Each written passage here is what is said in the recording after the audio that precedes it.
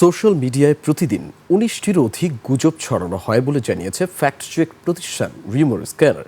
এই অপতথ্যের সবচেয়ে বেশি শিকার প্রধানমন্ত্রী তারেক রহমান। এছাড়াও সরকারের মন্ত্রী, প্রতিমন্ত্রীরা এবং রাজনীতিবিদদের নিয়ে বিভিন্ন মাধ্যমে ছড়ানো হয় নানা অপতথ্য। বিস্তারিত আসিফ সুমিতের রিপোর্টে। Lily premium gold soap ২৪ carat gold এনে দেয় রিয়েল গোল্ডেন গ্লো। সোশ্যাল মিডিয়ার কল্যাণে ভয়াবহ এক পরিণতিতে চলে গেছে। সমস্ত রাজনৈতিক নেতাদের চরিত্র হনন করা হয়, যা খুশি তাই করে।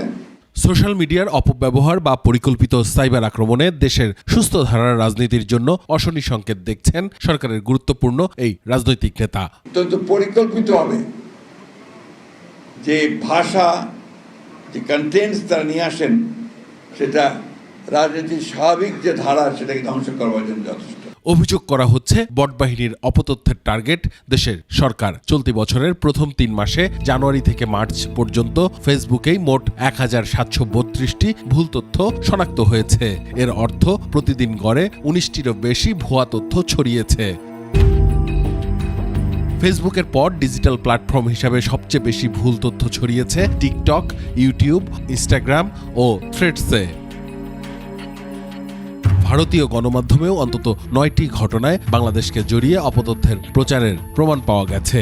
Foreign information manipulation and interference মানে হচ্ছে আপনি অনেক জায়গায় দেখবেন যে বিভিন্ন দেশ থেকে বা বিভিন্ন দেশের মানে এক দেশের পলিটিক্যাল গোষ্ঠী হচ্ছে আরেকটা দেশে পলিটিক্যাল ওইখানে তাদের যে ইন্টারেস্ট থাকে, মানে তাদের যে ওইখানে হয়তো পলিটিক্যাল কোনো একটা ইন্টারেস্ট আছে, ওইটাকে ইনফ্লুয়েন্স করার জন্য এই কাজগুলো করে থাকে। রিউমার স্ক্যানার বলছে প্রধানমন্ত্রী নির্বাচিত হওয়ার ১ মাসের মধ্যে তারেক রহমান সবচেয়ে বেশি শিকার হয়েছেন অপতথ্যের। সরকারকে নিয়ে ছড়ানো ১০০টি গুজবের মধ্যে প্রধানমন্ত্রীকে নিয়ে ছড়ানো হয়েছে ৪৫টি।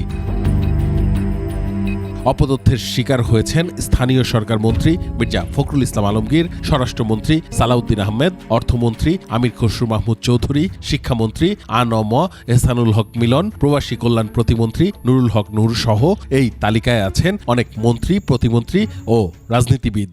গাইডলাইন তৈরি করা, সোশ্যাল মিডিয়া। আর ২ নম্বর হচ্ছে অ্যাওয়ারনেস। আমাদের মানুষের মানে আমাদের যে শিক্ষার হারটা কম, এবং এখানে অ্যাওয়ারনেসের আসলে কোনো বিকল্প না। আপনি এটা বন্ধ করতে পারবেন না। বন্ধ করলে আবার ফ্রিডম অফ এক্সপ্রেশনের প্রশ্ন চলে আসবে। ভুয়া ফটোকার্ড ও এআই কন্টেন্ট দিয়েও এই ভুয়া তথ্য ছড়ানো হয়। এতে নারী, রাজনীতিবিদ, অভিনেত্রী সহ অনেকেই বটবাহিনীর অপতথ্যের শিকার হচ্ছেন। আসিফ সুমিত, ২১শে টেলিভিশন, ঢাকা।